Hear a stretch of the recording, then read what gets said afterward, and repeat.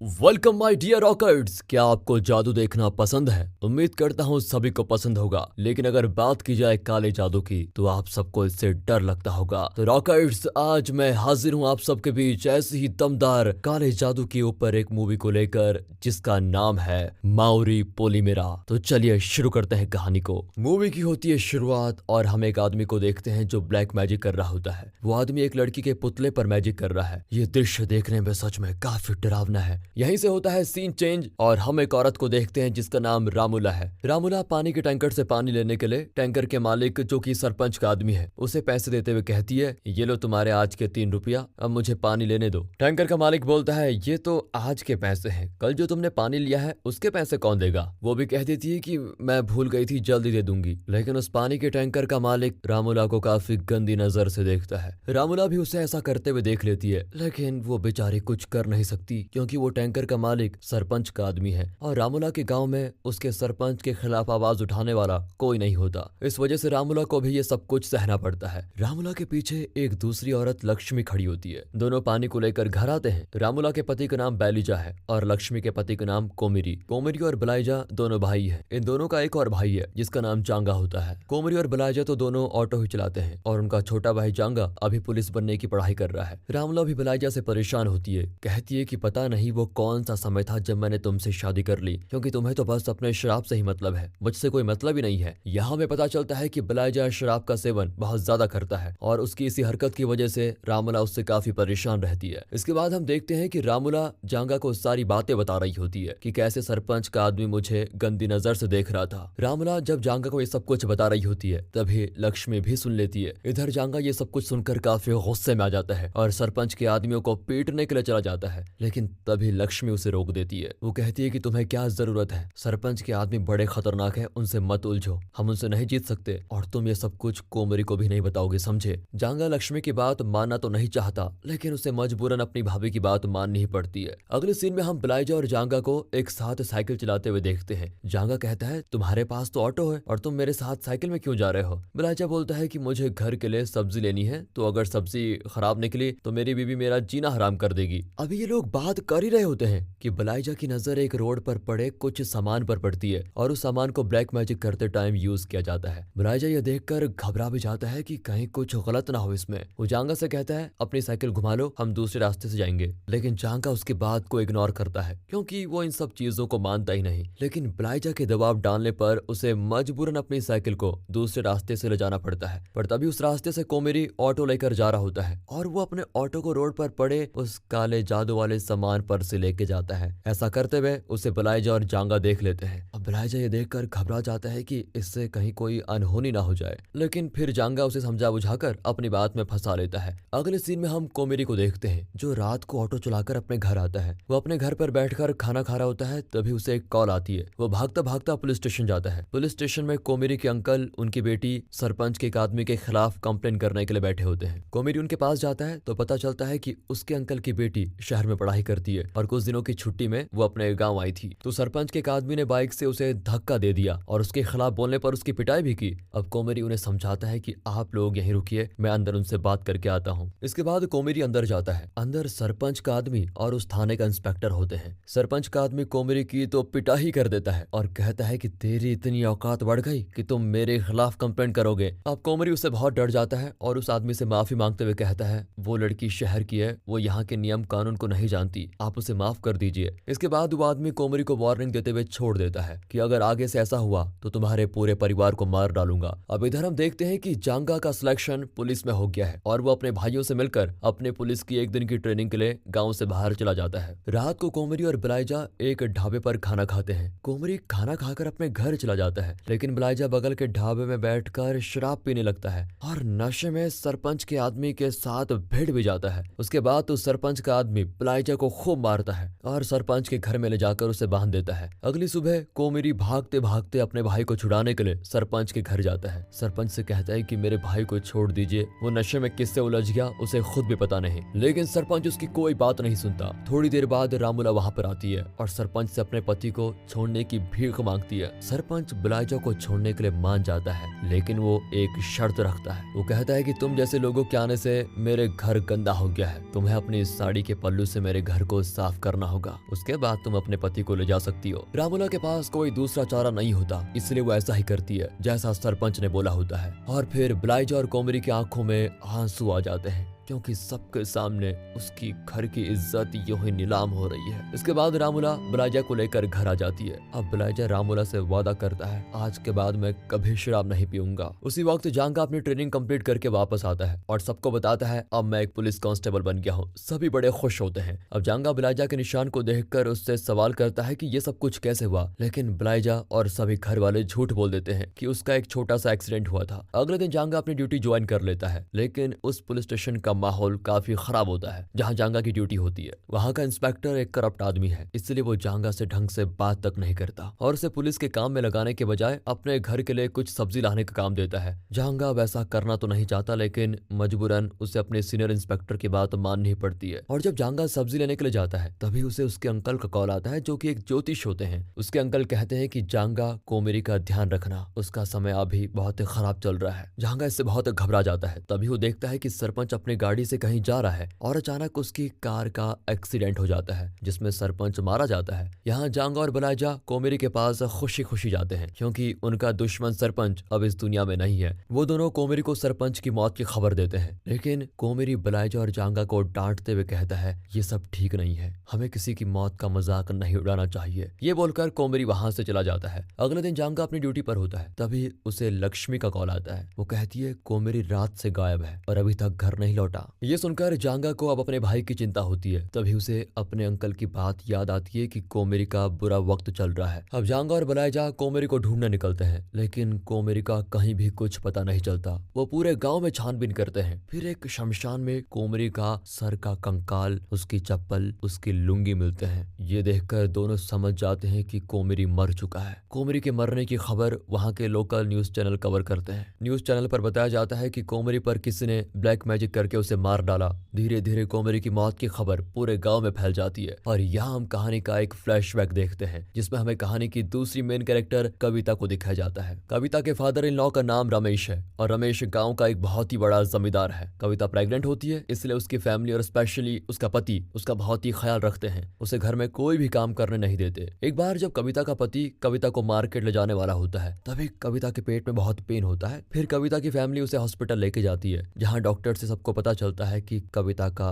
Miscarriage हो गया है। ये सुनकर रमेश डॉक्टर से कहता है कि ऐसा कैसे हो गया, अभी कुछ दिन पहले तो उसके टेस्ट हुए थे, उसमें तो सब कुछ नॉर्मल था। तो डॉक्टर कहते हैं कि हमें खुद समझ में नहीं आ रहा कि ऐसा कैसे हो सकता है। हमने ऐसा केस पहली बार देखा है, जिसमें अचानक कविता की बॉडी को हाई फीवर हो गया और उसकी पूरी बॉडी पर रेशेस आ गए हैं। हम अपनी तरफ से पूरा इलाज करने की कोशिश कर रहे हैं, देखते हैं क्या होता है। इसके बाद कविता की बॉडी के कुछ फोटोग्राफ्स को लेकर रमेश और उसकी फैमिली एक तांत्रिक के पास जाते हैं, जहां तांत्रिक उन फोटोज को देखकर कहता है, कविता के पेट पर किसी ने ब्लैक मैजिक किया है और वो अब नहीं बचेगी। ये सुनकर सभी काफी दुखी और शॉक्ड होते हैं कि ऐसा कौन कर सकता है। तभी रमेश के छोटे भाई को डॉक्टर की कॉल आती है। डॉक्टर उसे बताते हैं कि कविता अब इस दुनिया में नहीं रही, उसकी डेथ हो गई है। कविता की मौत की खबर सुनते ही सभी बहुत रोने लग जाते हैं। इसके बाद तांत्रिक रमेश को साइड में ले जाकर कुछ बताता है। वो कहता है कविता पर किसने ब्लैक मैजिक किया है और वो उसे अपने साथ लेके जाएगा। अब रमेश कहता है कि मैं उस आदमी को कैसे पकड़ूं? तांत्रिक बताते हैं कि जहां कविता की डेड बॉडी चलेगी वहां वो आदमी जरूर आएगा। अब शमशान में कविता की बॉडी का अंतिम संस्कार होता है। उस शमशान को देखरेख करने वाले लड़के का नाम मल्ली होता है। रमेश मल्ली को कुछ पैसे देता है और कहता है तुम आज इस जलती हुई बॉडी की देखरेख करोगे और जैसे ही कोई आदमी इसके अगल बगल आता है तुरंत मुझे फोन करना। मल्ली फिर रमेश की बात को मान जाता है। इधर कोमरी अपने ऑटो लेकर घर वापस आता है और फ्रेश होने के लिए खेत की तरफ निकलता है। उस खेत के बगल में ही शमशान था जहाँ मल्ली बैठा होता है। कोमरी मल्ली को देखकर उसके पास जाता है और अपनी सिगरेट जलाने के लिए उससे मैच बॉक्स मांगता है। उसी वक्त रमेश भी वहां पर आता है और मल्ली रमेश को आते हुए देख लेता है। फिर वो कोमरी को पकड़ लेते हैं। उन्हें लगता है कि कोमरी ने ही कविता को मारा है और कोमरी को कविता का कातिल समझकर वो उस पर हमला भी कर देते हैं। इसी बीच कोमरी और रमेश के बीच खूब हाथापाई होती है। रमेश लड़ते लड़ते उसके बगल में रखे केरोसिन के तेल को कोमरी पर फेंक देता है। तभी वहां पर रमेश का भाई आता है। रमेश कोमरी को कविता की जलती हुई बॉडी की तरफ धक्का धक्का दे देता है और वो उस जलती हुई मशाल से ना निकल पाए इसके लिए रमेश का भाई पीछे से उस पर एक लकड़ी से हमला करता है और इस तरह कोमरी जल कर मर जाता है। अगली सुबह रमेश पुलिस स्टेशन जाता है जहाँ लक्ष्मी, बलाइजा और जांगा पहले से ही मौजूद होते हैं। रमेश लक्ष्मी को कोमरी की मौत के बदले 50,000 का मुआवजा देता है। बलाइजा और लक्ष्मी रमेश के दिए हुए पैसों को ले लेते हैं क्योंकि उनके पास कोई दूसरा चारा होता ही नहीं। वो रमेश से जीत नहीं सकते थे, इसलिए उन्होंने पैसे लेने का ही फैसला किया। उसे लेकर वो दोनों घर चले जाते हैं, लेकिन जांगा के मन में